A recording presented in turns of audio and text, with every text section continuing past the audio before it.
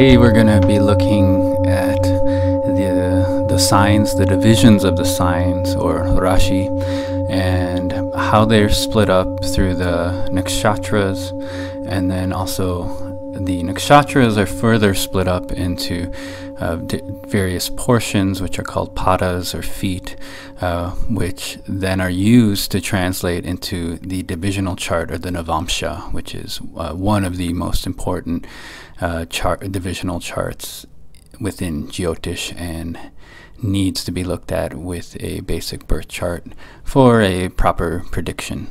So to begin with, we need to recognize that each of the signs is broken up into various nakshatras and then the padas. So here we see the first sign, Aries, and each sign has three nakshatras that are contained within in various portions.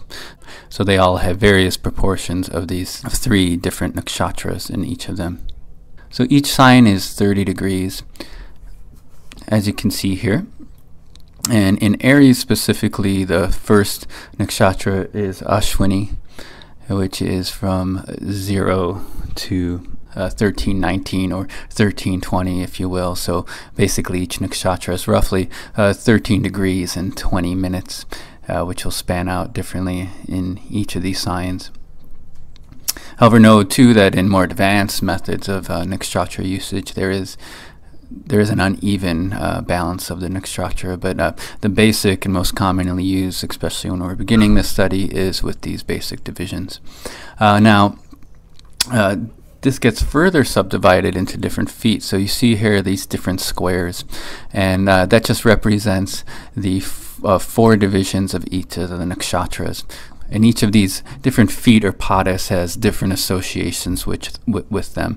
Here I've indicated different colors to show the different elements. So each of these divisions of each nakshatra are corresponding to a different element. So you see here Ashwini has a red for fire pada, then earth pada is yellow, air pada is blue, and the white is the water pada. And then same in Bharani. We have fire, earth, air, and water. And then there's only one segment of Kritika, which is a fire segment. So as we go through the zodiac, you'll notice that in each of these nakshatras, there's one extra piece of element. So for example, here we have 2 water, 2 earth, 2 air, but there's actually three fire element. And this extra fire element gets translated into the sign. So this is what makes the Aries a fire sign. So there's a deep conjunction between the basis of the nakshatras as well as the signs. As you can see here, it's getting those characteristics out of the nakshatras. And this is one of the reasons why you need to keep this system intact in order to see how things get filtered down through the nakshatras into the signs. So there's some people nowadays trying to split these up and do all sorts of strange things with the Jyotish system. But as you can see here, that there's an intimate link between the two, and if you do that, you're skewing the logic tremendously, and you're starting to make up your own logic and trying to figure out your own system, which is not in accordance with the traditional setup of Jyotish. And while that is possible, it needs to be looked at and understood as something different from traditional Vedic astrology. And we can see these same things happening as we look onto Taurus here as well, at Vrishabha. And here you'll see Kritika again, the nakshatra Kritika, whose fire pada was in Aries. And now the remaining 3 padas, 3 portions of Kritika are here in Taurus. And this shifts the designation and the degrees of where the nakshatras are set up in each scheme. And once again, I'm just pointing out here that you can see here that there is now 3 earth elements of each pada, so 3 earth padas, and every other element has 2. So in Vrishabha, in Taurus, there is 1 extra earth element, so the sign of Taurus becomes an earth sign. It gets that remainder of the balance, so it pushes Taurus in that direction. And this also gives knowledge that, all these elements are contained within each of the signs. It's just acting more on an earthy level, if you will. So it's not, complete earth like anything. So in everything in creation, there's an admixture of all 5 elements throughout.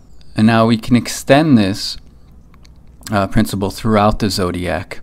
And we can see here, this is a beautiful diagram, courtesy of Sanjay Rath. His website's listed there. If recommended to check it out.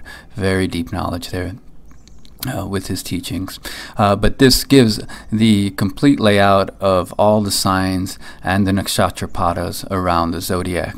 And so you can see going around that this is the complete Jyotish system with 108 divisions. So ultimately, when you count up all the padas, there's 108 padas, and this is, as many people know, quite an auspicious number throughout the Indian systems.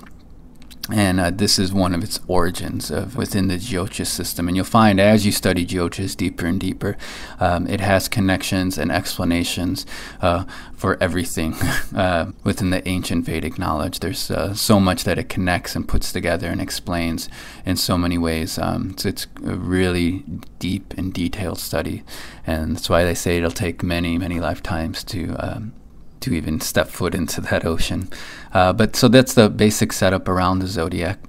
And the other thing that we want to talk about here is how that sets up the understanding of the Navamsha, or the D9 chart, as it's commonly called in these days.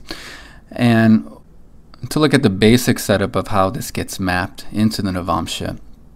So each of those padas, each of those elements that we just looked at within each nakshatra in the signs, is correlated with a sign of the zodiac. So if a planet is in, for example, that first part of Aries, that first portion, that first section of Aries maps into Aries of the Navamsha chart, of the divisional chart. And this continues. So each of those padas, it starts with Aries, goes to Taurus, Gemini, and it just follows in order from there throughout the sign.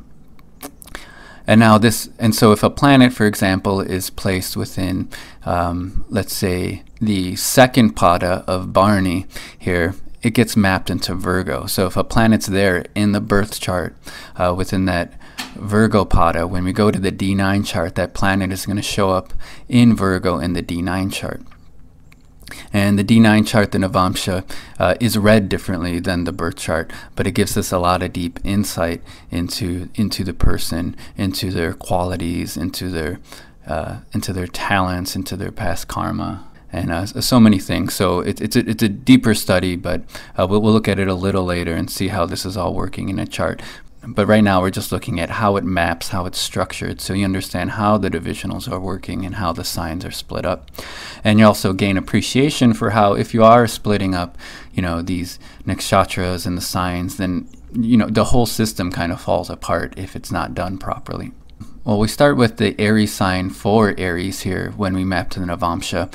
It changes when we move away from the movable signs. So we look here for our basic Navamsha mapping. The movable signs, they start with themselves. So we were looking at Aries, which is a movable sign. So that first pada is Aries, and then Taurus and Gemini and so forth. If we were in Cancer, for example, another movable sign, the first section, the first pada of Cancer would be Cancer, and then would move on to Leo and Virgo and the rest of the signs sequentially. So that's only true for those movable signs of Aries, Cancer, Libra, and Capricorn. Now this gets switched up when we look at the other signs, so the fixed and the dual signs. So if you're looking at a fixed and dual sign, those padas, those divisions for the Navamsha change. And it starts with the movable sign that's in a trine from itself. So for example, we can look at Taurus here. And we see in Taurus that the first Navamsha is Capricorn. So that first pada is Capricorn here. And then it follows once again in Capricorn, Aquarius, Pisces, Aries, and so forth here. And for those of you who aren't clear on how that's working, if we look at the chart here, we can see it starts at Capricorn because up there that number 2 is Taurus. And these houses right here are the trines from Taurus. And so you have Taurus, which is a fixed sign. And then you see that 6, which is grayed out, which is Virgo, which is the dual sign, which is the in trines from Taurus. So we wouldn't start with that because it's a dual sign. But then if you look at the 10 is Capricorn, which is the movable sign in a trine from Taurus. And once again, the trines are the 5th and 9th houses from any house. And so since Capricorn is that movable sign in the trine from Taurus, that is what starts the mapping for the Navamsha padas. Very important to keep in mind. And you also note here that each of those padas are 3 degrees and 20 minutes in length.